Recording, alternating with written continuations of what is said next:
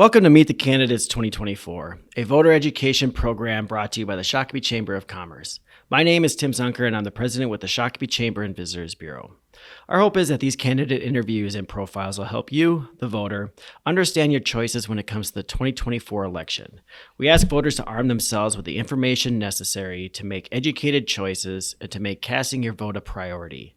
Please visit the Shakopee Chamber website at shakopee.org to find out more information about the upcoming election for the Minnesota House of Representatives District 54A.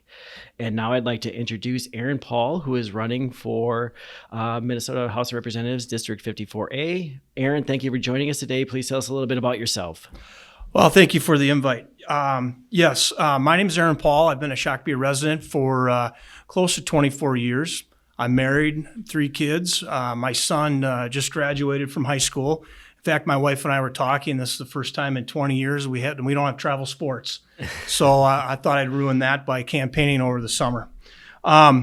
But I've also been a Bloomington police officer, and in my 30th year right now. I've served in a variety of roles at that police department. I'm currently a sergeant working in the patrol division. Prior to that, though, I was a school resource officer, an investigator, honor SWAT team, that type of stuff. I got involved in politics, kind of kicking and screaming, to be honest with you. I watched as the DFL had all 3 parts of government. They didn't listen to common sense. There was no balance, and they just continued to pass massive tax increases. I didn't want to be a candidate, to be honest with you. I was hoping to door knock and support whoever that candidate was. However, the path in front of me just continued to open up, and I put my best foot forward, and I really enjoy the ride here and door knocking and meet and greet events. And the only political background I have is when I was in college. A friend of mine, or a couple friends, we ran for the president of our senior class, and I ran as the VP, and we had a secretary and a treasurer, and then my buddy was the president. Or our competition was good friends of ours, but one of those guys was Sean Duffy, who's a former congressman from Wisconsin, who went on to Real World and is an attorney, and now is on Fox News. Well, we beat him. So I can sit here and tell you I beat a sitting congressman or not a sitting congressman, but I beat somebody in a political race. But I'm brand new to all this whole thing. I'm bringing an open mind and an open ear. Great. Thank you, Aaron. We'll get into the questions. What specific initiatives do you plan to champion at the legislature if elected, and how do they align with the needs and priorities of our district? So like I had mentioned, the last 2 years have been run by the DFL. They've had the House, the Senate, and the governorship. And there has been absolutely no balance and no common sense in the policies and bills that they've passed. They squandered an $18 billion surplus. They raised taxes by almost $9.8 billion. They've expanded government by 40%. What I'm hearing at the door is our families are struggling with gas and grocery prices. Small businesses are struggling with the mandates. They want to expand. They want to hire different people, but they can't because of the mandates and the regulations that are put on them. The other thing that I'm running on is law enforcement. As a member of public safety with almost 30 years, I have seen the attacks on law enforcement, especially in the last 2 to 4 years. Brad Tapke has sat on the Public Safety Committee and has done nothing to support law enforcement. We are currently, and I just got new numbers this morning, we are currently 1,000 officers down right now statewide. In the next 2 years, we'll be down at close to 2,400 more. So that's 3,400 cops that we're going to be down unless something's done. When I get elected, I'm going to fully support law enforcement. I'm going to look for ways for recruitment and retention and to bring common sense back. And then lastly is education. Now, Brad Tapke likes to talk about the fully fund mantra, fully funding education. It's a great idea, right? Except it doesn't address all the issues that we have going right now. Over 50% of students can't read. Schools are not able to focus on reading, math, or science. Instead, they are required to teach according to mandates. Teachers are awesome people. They truly are. I have two sister-in-laws that are teachers. They believe it's a calling, much like my job is a calling, except we're not allowing teachers to teach. What I want is I would push for bills that allow school districts to have funding that's fair and flexible. Shakopee has different issues and needs than, say, Rochester or Duluth. It's not a one blanket coverall. The comparison here is the Minnesota Post Board, which assigns training requirements for myself. I have to complete so many hours of diversity training, racism, de-escalation techniques, but they don't tell Bloomington PD or Shakopee PD how to police their citizens. They allow local leaders to do that. And I think that needs to return back to the education portion, needs to return back to local educators with parents involved. Great. Thank you, Aaron. With the February budget forecast showing a surplus of $3.715 billion in the 2024-2025 biennium, but spending still projected to exceed revenue through fiscal year 2027, how do you plan to manage the state's finances effectively, and what priorities would you focus on to ensure a balanced budget or surplus? Well, I think in that question, the key word there is surplus. If we're having a surplus, we're clearly overtaxing our citizens. We need to reduce taxes, cut taxes, and put money back into the pockets of Shakopee residents.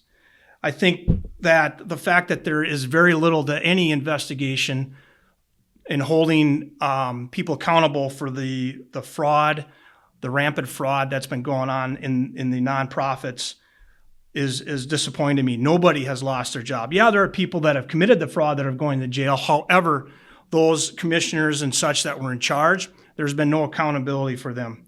We need to cut wasteful spending, cut taxes, and put money back into hardworking families and small businesses. Again, common sense approaches, ideas, and most of all, balances. Great. Thank you, Aaron. What measures do you propose to address the cost of living in Minnesota, particularly in terms of housing affordability and accessibility? Again, common sense approaches will reduce cost of living. We need to cut taxes and put dollars back in the pockets of Scott County residents. Once again, the DFL, including Brad Tapke, spent an $18 billion surplus, expanded government by 40%, and raised taxes by $9.8 billion. We need balance in government. High inflation has led to rising costs on supplies. The three biggest costs are land, labor, and lumber. Reducing taxes and eliminating unnecessary mandates and restrictions will bring costs down. The other thing I'd like to address is the Met Council. The Met Council continues to make recommendations for communities, and they continue to make recommendations for communities. They have absolutely no accountability to anyone. I was talking to a small business owner here in Shakopee. He relayed a story of another small business that had to put in 2 sinks in town. Met Council wanted to charge them $10,000 for that. I think the Met Council needs to be reformed. I think Shakopee needs to have a seat at the table, and I think there needs to be more transparency with them. Great. Thank you, Aaron. What strategies do you support for workforce development to ensure Minnesota's economy remains competitive? And how do you plan to address workforce shortages in critical sectors like healthcare, manufacturing, and technology? Well, I think there should be flexibility with employers. I think there needs to be an expansion of apprenticeship programs. For example, in law enforcement and at my department, we use something called the Pathways Program. So these are folks that have non-traditional education. We pay for them to get their education. We pay for them to go to skills, and then they become police officers. And I think we can put that same energy in all these different categories. I think local employers, not nonprofits, need to pay for the training and education. That way, they're invested in their employees. They're invested in the apprenticeships, and we don't have nonprofits with no accountability involved. The other thing I'll add is in our schools, we need to get back to the basics. For example, like how to balance a checkbook, building and writing a resume, learning how to invest not only financially, but also in themselves. We need to eliminate mandates, but I think most important to problem solve this issue is we need to invite business leaders to the table and discuss all remedies and to solve the problem. Great. Thank you, Aaron. What is your approach to improving healthcare access and affordability in Minnesota? Are there any specific policies or reforms you believe would make a significant impact? Well, it's my understanding that right now there isn't that much competition in healthcare, and I think we need to bring competition back. We need to open it up more to private companies to come in to compete. The DFL response to everything is the public option. But also, I think we need to continue our involvement in the reinsurance program. That's a program that's largely funded by federal dollars. While there were state appropriations set up for the program, little of that money has been used. Reinsurance pays for a portion of medical care in place of insurers for certain high-cost enrollees to reduce the impact of those costs. Despite the success of this program, the DFL wants to end it.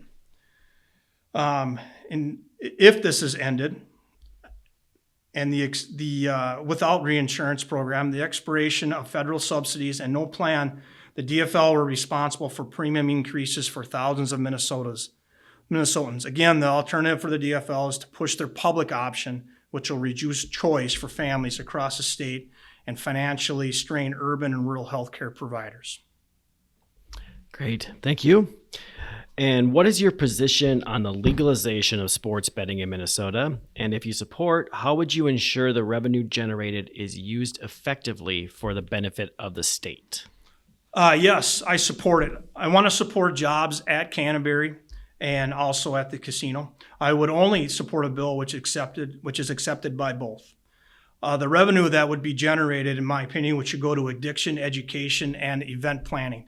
The bigger the events that we have at these places, the more people come in, spend money at our hotels, spend money at our bars and restaurants, employs more folks. It's a win-win for us.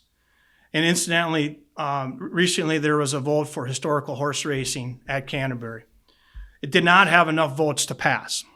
Brad Tabke could have voted for that bill and shown his support for Canterbury. He chose not to. Voted against it and showed exactly where his allegiance lies. Thank you, Aaron. That is all the questions that we have, so I'd like to give you the opportunity to give your closing statement and message to the voters. This election is about choices. You have a politician in Brad Tabke who hasn't gone more than 2 years without a government check. He continued to vote for the far, far left of his party. He does not take into consideration the viewpoints of his constituents, the people that live here. I am that voice. I am no different than any of you. Many of you contribute elsewhere in the political arena, whether it's voting or making phone calls. This is how I'm contributing. I will listen to every single one of you, and I will vote according how this district is supposed to vote. I respect everyone's opinion, and I look forward to your support in November. Thank you. Thank you, Aaron. The views expressed in these interviews are those of the candidates, not those of the Chamber and Visitors Bureau. The Chamber is sponsoring these interviews as a service to the community and has gone to great lengths to ensure the objectivity. The Chamber does not endorse any candidate, but seeks to provide you, the citizens and voters of Shakopee, with the information you need to make an informed choice.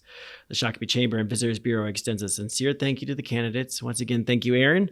We appreciate your time and your service to our community by running for office. You're performing an important service to us all. Again, thank you for joining us for this edition of Meet the Candidates 2024. Thanks, Aaron. Thank you.